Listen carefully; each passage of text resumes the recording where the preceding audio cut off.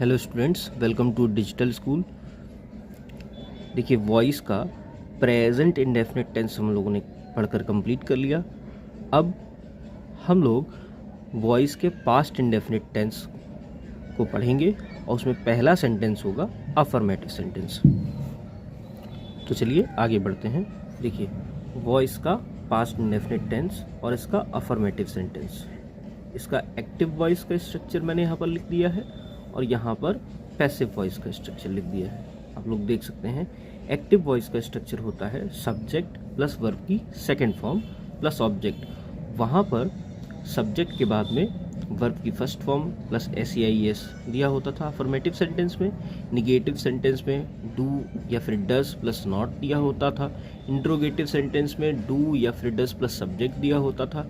यहाँ पर past indefinite tense के अफर्मेटिव सेंटेंस के एक्टिव वॉइस के स्ट्रक्चर में सब्जेक्ट प्लस वर्ब की सेकंड फॉर्म होती है प्लस ऑब्जेक्ट होता है। देन पैसिव वॉइस का स्ट्रक्चर देखिए, इसमें क्या लिखा हुआ है, ऑब्जेक्ट या फिर सब्जेक्टिव फॉर्म ऑफ ऑब्जेक्ट। उसके बाद में वॉज वर्ब, यहाँ पर वॉज वर्ब का प्रेजेंट में इज MR का यूज़ होता था, यहाँ पर वॉज वर्ब का यूज़ होगा प्लस वर्ब की third form plus by plus subject या फिर ऑब्जेक्टिव फॉर्म ऑफ सब्जेक्ट। देखिए, वॉज कब लगाते हैं, वॉज लगाते हैं सिंगुलर सब्जेक्ट और आई के साथ में। वर्ब कब लगाते हैं, प्लूरल सब्जेक्ट के साथ में। देखिए, मैं यहाँ पर लिख देता हूँ, वॉज लगाते हैं सिंगुलर सब्जेक्ट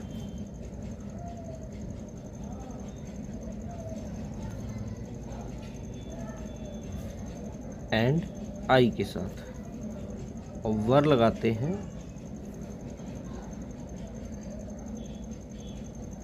प्लूरल सब्जेक्ट के साथ। इसको आप लोग याद रखिएगा कि वॉज लगाते हैं सिंगुलर सब्जेक्ट और आई के साथ और वर्ब लगाते हैं प्लूरल सब्जेक्ट के साथ। तो ये दो हमारे स्ट्रक्चर्स हो गए, पहला एक्टिव वॉइस का और दूसरा पैसिव वॉइस का। तो ये दो हमारे स्ट्रक्चर्स हो गए, पहला एक्टिव वॉइस का और दूसरा पैसिव वॉइस का। अब हम लोग कुछ एग्जाम्पल्स को देखेंगे। देखिए, इसमें पहला एग्जाम्पल है वी प्लक्ड अ फ्लावर। पहला एग्जाम्पल है हमारा वी प्लक्ड अ फ्लावर। तो देखिए, सब्जेक्ट पर हमारा क्या लिखा हुआ, वी, सब्जेक्ट हमारा वी हो गया। उसके बाद में वर्ब की सेकंड फॉर्म, वर्ब की सेकंड फॉर्म क्या है, प्लक्ड, वो यहाँ पर लिखी हुई है। थोड़ा नॉइज़ को अवॉइड कीजिएगा प्लीज़। और यहाँ पर ऑब्जेक्ट है हमारा, ऑब्जेक्ट क्या है, अ फ्लावर, इसको फ्लावर भी बोलते हैं, ठीक है। अब हम लोग पैसिव वॉइस में इसको चेंज करने के लिए क्या करेंगे, इस स्ट्रक्चर को देखेंगे और इसी के अकॉर्डिंग इस सेंटेंस को हम पैसिव वॉइस में चेंज करेंगे। तो चलिए आगे बढ़ते हैं। देखिए, यहाँ पर लिखा हुआ ऑब्जेक्ट या फिर सब्जेक्टिव फॉर्म ऑफ ऑब्जेक्ट। मैंने आपको बताया था, अगर नाउन दिया होता है तो एज इट इज़ रख देते हैं और अगर प्रोनाउन दिया होता है तो उसका सब्जेक्टिव फॉर्म लेते हैं। यहाँ पर देखिए नाउन लिखा हुआ आ फ्लावर, जो कि एक नाउन है, ठीक है। तो इसको हम एज इट इज़ यहाँ पर रख देंगे। तो हमने इसको यहाँ पर एज इट इज़ प्लेस कर दिया। उसके बाद में वॉज वर्ब दिया हुआ है। देखिए, फ्लावर जो है, आ फ्लावर, एक फूल की बात हो रही है जो कि सिंगुलर हो गया, ठीक है, क्योंकि एक फ्लावर की बात हो रही है इसलिए ये सिंगुलर होगा। तो ये सिंगुलर है तो हम क्या करेंगे, वॉज का यूज़ करेंगे। किसका यूज़ करेंगे, वॉज का यूज़ करेंगे। तो हम लोगों ने वॉज लगा दिया। उसके बाद में वर्ब की थर्ड फॉर्म, वर्ब की थर्ड फॉर्म देखिए, प्लक जो होती है, प्लक एक वर्ब है जिसका मतलब होता है तोड़ना, ठीक है। मैं तीनों फॉर्म्स इसकी लिख देता हूँ।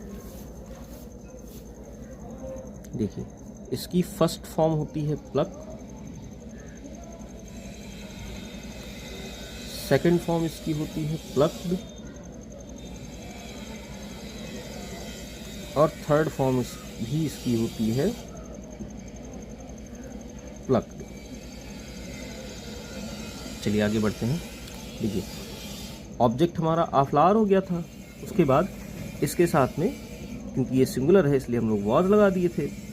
फिर उसके बाद में वर्ब की थर्ड फॉर्म, वर्ब हमारी क्या है, प्लक, उसकी यहाँ पर सेकंड फॉर्म लगी हुई है, हमको यहाँ पर थर्ड फॉर्म यूज़ करनी है। तो हम लोग प्लक्ड ही यूज़ करेंगे क्योंकि सेकंड फॉर्म और थर्ड फॉर्म सेम होती है। तो हम लोगों ने प्लग को यूज़ कर लिया। उसके बाद में यहाँ पर स्ट्रक्चर में बाय दिया हुआ, तो हम लोग बाय को लगाएंगे।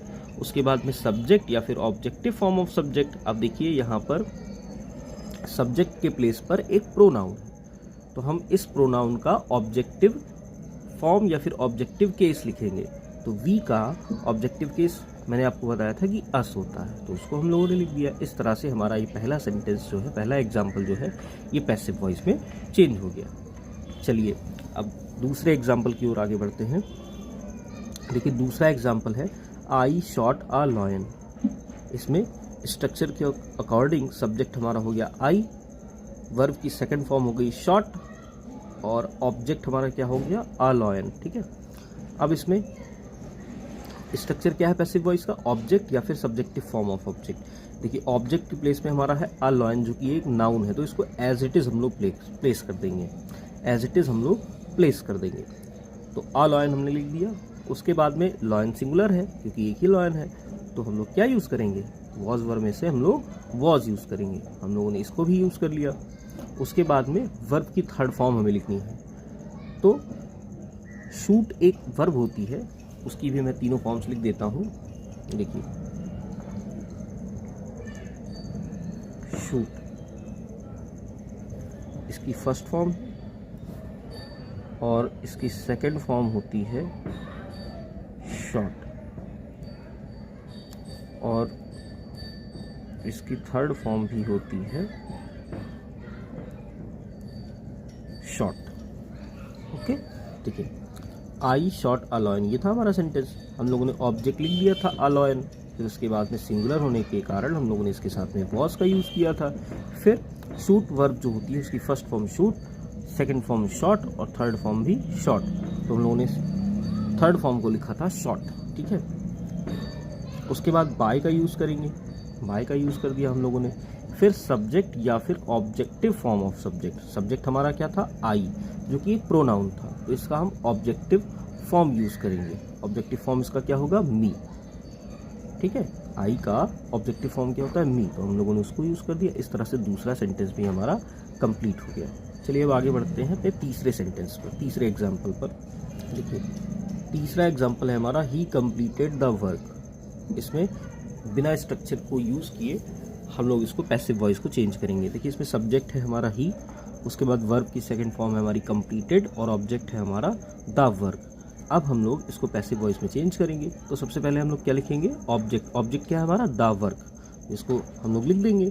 उसके बाद द वर्क क्या है, सिंगुलर है, तो हम लोग क्या यूज़ करेंगे, वॉज। फिर उसके बाद में वर्ब की थर्ड फॉर्म। देखिए कंप्लीट जो वर्ब होती है उसकी फर्स्ट फॉर्म कंप्लीट होती है, सेकंड फॉर्म कंप्लीटेड होती है, और थर्ड फॉर्म भी कंप्लीटेड होती है। तो हम लोगों ने कंप्लीटेड यानी कि थर्ड फॉर्म को इसके लिख दिया। उसके बाद में बाय लगाते हैं, तो हम लोगों ने बाय को लगा दिया। उसके बाद में ही यहाँ पर हमारा सब्जेक्ट था, और हमें इसका ऑब्जेक्टिव केस लिखना होगा क्योंकि ये एक प्रोनाउन है। तो ही का ऑब्जेक्टिव केस मैंने आपको क्या बताया था, हिम, तो हम लोगों ने यहाँ पर हिम को लिख दिया। और इस तरह से हमारा ये वाला एग्जाम्पल भी पैसिव वॉइस में चेंज हो गया। चलिए फोर्थ एग्जाम्पल पर आगे बढ़ते हैं। देखिए फोर्थ एग्जाम्पल है शी सैंग अ सॉन्ग। तो इसमें सब्जेक्ट हमारा क्या है, शी, उसके बाद में वर्ब की सेकंड फॉर्म हमारी क्या है, सैंग, और ऑब्जेक्ट हमारा क्या है, अ सॉन्ग। यहाँ पर ऑब्जेक्ट ये है अ सॉन्ग, तो अ सॉन्ग हम लोग एज इट इज़ रखेंगे क्योंकि एक नाउन है। ठीक है, उसके बाद में सॉन्ग सिंगुलर है क्योंकि एक ही गीत की बात हो रही है, सिंगुलर है, तो हम लोग क्या लगाएंगे, यहाँ पर वॉज का यूज़ करेंगे। वॉज हम लोगों ने यूज़ कर लिया। फिर वर्ब की थर्ड फॉर्म, देखिए सिंग जो वर्ब होती है, मैंने आपको बताया भी था कि सिंग वर्ब जो होती है उसकी फर्स्ट फॉर्म सिंग, सेकेंड फॉर्म सैंग, और वर्ब की सिंग की थर्ड फॉर्म संग। चलिए तो सिंग वर्ब की थर्ड फॉर्म को हम लोग यूज़ कर लेंगे, संग। ठीक है, यहाँ पर हम लोगों ने यूज़ कर लिया, तो हमारा इतना सेंटेंस क्या बना, अ सॉन्ग वॉज संग। फिर उसके बाद में बाय का यूज़ करते हैं, तो हम लोगों ने बाय का यूज़ कर लिया। उसके बाद में शी जो कि सब्जेक्ट है, प्रोनाउन भी है, ये सब्जेक्ट तो है लेकिन ये प्रोनाउन है, तो इसको एज इट इज़ नहीं प्लेस करेंगे, इसका हम लोग ऑब्जेक्टिव केस लिखेंगे। तो तो ऑब्जेक्टिव केस सी का क्या होता है, हर। लेकिन मैंने यहाँ पर गलती कर दी है, यहाँ पर नहीं होगा, यहाँ पर हर हो जाएगा, ठीक है। तो हर हम लोग लिख देंगे और इस तरह से हमारा चौथा एग्जाम्पल भी पैसिव वॉइस में चेंज हो जाएगा। ओके, पास्ट इंडेफिनिट टेंस में आज के लिए इतना ही। प्लीज़ आप लोग इन वीडियोस को देखने के बाद में चैनल को सब्सक्राइब कीजिए, वीडियोस को लाइक कीजिए और शेयर कीजिए। Thank you very much.